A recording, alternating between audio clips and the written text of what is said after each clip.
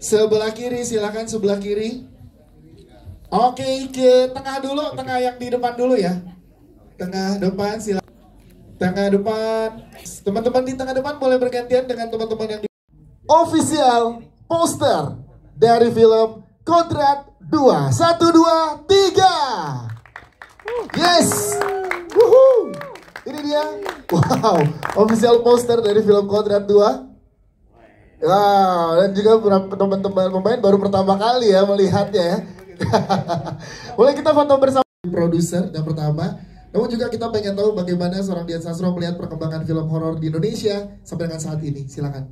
Iya, mungkin aku senang banget dan bersyukur banget tetap bisa menjadi bagian dari keluarga Magma dan akhirnya bisa ikut kolaborasi di project Kodrat 2 ini. Soalnya saya ngikutin dari Kodrat 1, saya memang setuju banget bahwa apalagi Kodrat 2 ini ya, setelah saya tonton ini sah kayaknya deh, aman banget untuk saya bisa mengatakan ini mungkin adalah film horor action Indonesia dengan tema religi terbaik yang dibikin tahun ini.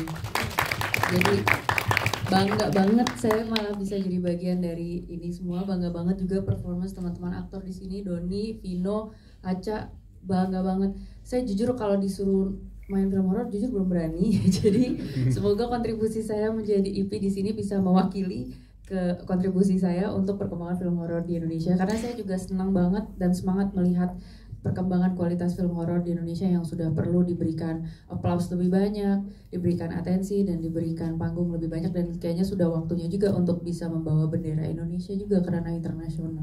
Selalu mensupport suaminya dalam hal pekerjaannya dan lain-lain.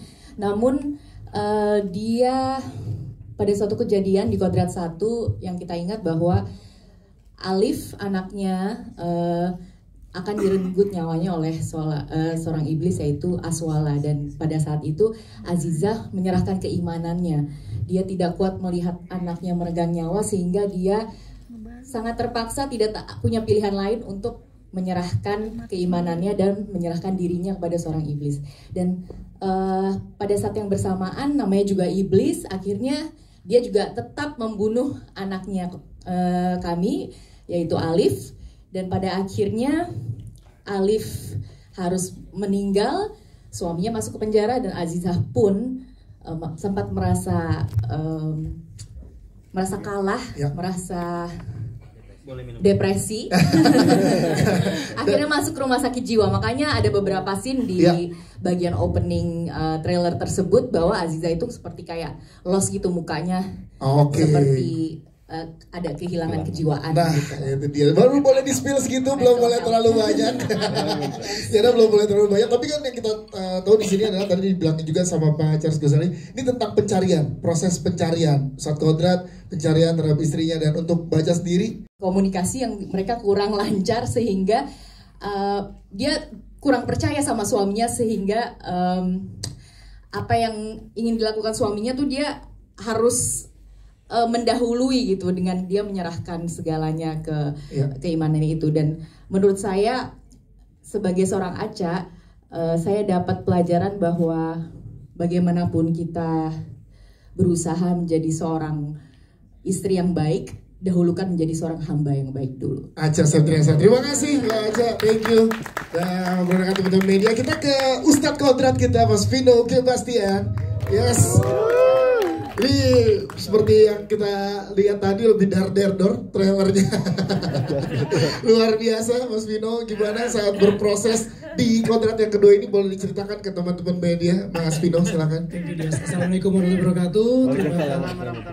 Terima kasih banyak teman-teman semua, teman-teman media, teman-teman Vicky Boyfriend sudah hadir di sini.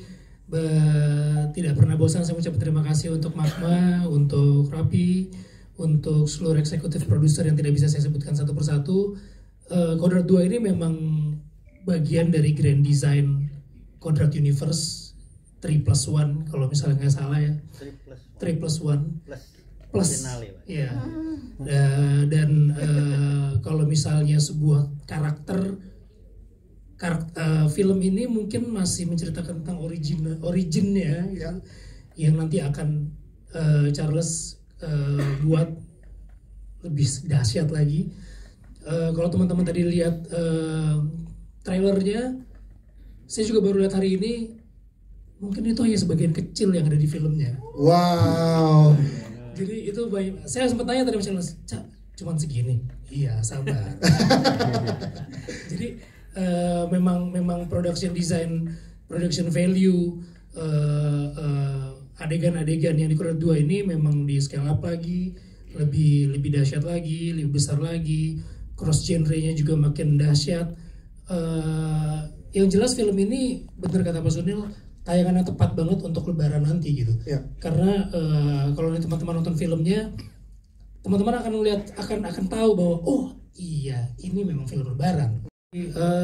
Kalau untuk Ruqyah, terutama ayat-ayat itu memang kita nggak bisa sembarangan, nggak bisa macam-macam gitu, karena seperti Charles bilang ada pembimbingnya, ada ustadznya, dan kita pengen kan ayat-ayat yang dilantunkan itu kan ayat-ayat suci gitu, ayat-ayat yang bukan sembarangan, bukan cuma dijadiin ayat-ayat jualan buat film, enggak. Jadi setiap ayat yang kita keluarkan di sini memang harus dibuat semagis mungkin gitu, karena ayat Al-Quran itu buat saya sebagai muslim itu nggak bisa cuman buat adegan ruqyah aja biar lebih seru, biar lebih keren, enggak.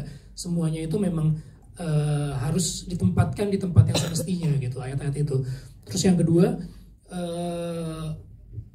memang lebih sulit karena waktu pertama kita ada adegan ruqyahnya, walaupun ada adegan ruqyah sambil fight, di sini ada adegan ruqyah yang lebih action, lebih gila lagi gitu. Biasanya yang kemarin di Kodrat 1 cuma 1, ini Charles bukan ngasih 2, 3, 4, 5, tapi 100 lebih orang yang harus diruqyah oleh Ustadz Kodrat dalam satu waktu gitu. Terus bacaan-bacaannya juga ada bacaan-bacaan yang memang dipakai dari yang pertama, karena memang itu bacaan-bacaan yang memang dipakai untuk ruqyah. Tapi ada beberapa bacaan ayat yang juga memang baru yang bisa juga dipakai untuk ruqyah yang belum kita keluarkan, memang yang kita tahan di film pertama itu memang udah kita persiapkan untuk di film kedua ini. Jadi semua pemilihan itu juga bukan sembarangan, semuanya memang udah kita diskusikan, terutama bagi ahli-ahlinya. Terima kasih Mbak. Kalau buat adegan saya sama Aca yang paling paling buat saya sesuatu banget gitu kan, sebetulnya suami dan istri ini terpisah gitu ya, terpisah lama, saling nggak tahu keberadaannya, satu menganggap bahwa satunya sudah mati, satunya lagi menganggap bahwa satunya juga sudah mati gitu.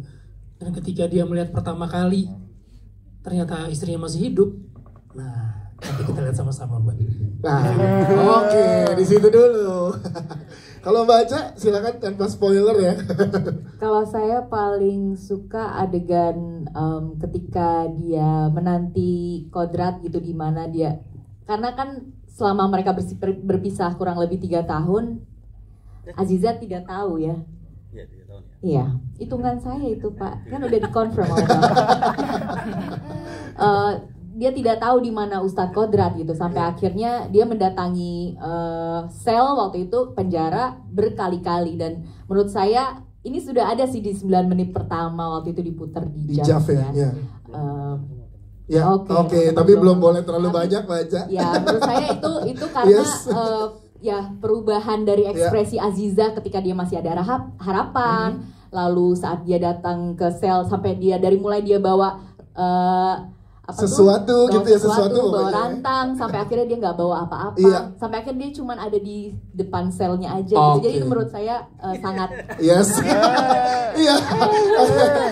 sebenarnya masih banyak practical effect atau bersama dengan CG. Iya, kalau buat saya justru di Kodrat 2 ini lebih banyak praktikalnya gitu. Jadi hampir berapa persen? 70% ya? Iya. 70% jadi praktikal. Jadi waktu saya baca skripnya, wah enak nih ntar CG. Enggak, lo harus ngelakuin sendiri. Jadi banyak semuanya practical scene sih. Jadi banyak satu adegan itu dilakuin enggak cuma di satu tempat, tapi adegan ini di sini, nanti pindah kota lagi di sini, nanti ada di studio. Jadi seribet itu memang, tapi karena kita semuanya ngerjainnya dengan happy, dengan mau ngasih yang terbaik, jadi semuanya jadi terlihat mudah sih Mas. Yes, kalau Mbak Aca silakan. Ya mungkin salah satu yang ada di trailer sih saya dengar yang sama Aswala ya, ketika Aswalanya berdiri dan Aziza ada di bawah situ. Ya itu kan juga bukan CGI ya, itu permainan kamera. Jadi yang paling saya kagum adalah director of fotografinya Mas Hani juga berdiskusi dengan director Mas Charles, benar-benar bikin shotnya itu seperti kameranya berputar dan bisa menghadirkan shot yang manis sekali antara villain dari Aswala dan juga Aziza saat dia lagi di seduce untuk Yes, nah di situ lagi saat apa? Saat bukan belum maksudnya itu kan dia kan lagi di atas iya, Aziza gitu. Betul. Ya, apa selanjutnya nanti di penayangan Lebaran biar enak. Sama sekali bukan spoiler. Iya, di betul. aja. Nah dulu kita boleh lihat pembuatan nastar tapi makan nastarnya Mas Mono. Satu hal ya, Iya. yang dilihat di gambar tadi kan diulang 2 kali. Itu bukan CG ya. Jadi Aswala betul-betul ada di atas badannya Aziza. Iya. Bagaimana cara dia menginjak Aziza dari berdiri sampai jongkok. Itu gabungan antara praktikal dengan CGI. Wow, tepuk tangan dong. Terima kasih jawabannya Mas Vino Baja dan jawaban Charles. Selanjutnya masih ada? Practicalities-nya, teknisnya banyak banget, jadi banyak banget menggunakan keahlian, skill dari teman-teman pembuat film gitu loh. Dari kalau saya yang emang takutan, kirain kan gimana ya, boy nggak kebayang aja gitu loh. Ternyata pas dilihat proses pembuatannya menjadi executive producer tuh memungkinkan saya bisa melihat proses dari awal penulisan sampai produksi, sampai editing, sampai CGI, sampai post pro semuanya gitu. Nah itu yang membuat saya jadi kayak lebih paham gitu. Yes. Senang sekali, seru sekali, dan doakan semoga mudah-mudahan saya punya cukup nyali untuk bisa ikut Tangi Film Horror. Amin. Oh, apa Pak? Kodrat 3 kali katanya. 3. Langsung jadi fan teori. Kali ini nih banyak yang nanya nih. Bagaimana? Setelah ini ramai nih di sosial media kita ya. Apakah Dian Sastro akan main di Kodrat 3 gitu? Mas Charles silakan boleh di. Ilmu yang mereka sampaikan ke saya, di Islam itu ada 2 sosok iblis yang dikenal, anjing dan ular. Nah ular itu kan sudah cukup banyak, sehingga kemudian yang dipilih waktu itu anjing, dan memang mereka menemukan ada jin keturunan iblis yang merupakan raja sihir yang bernama Aswala.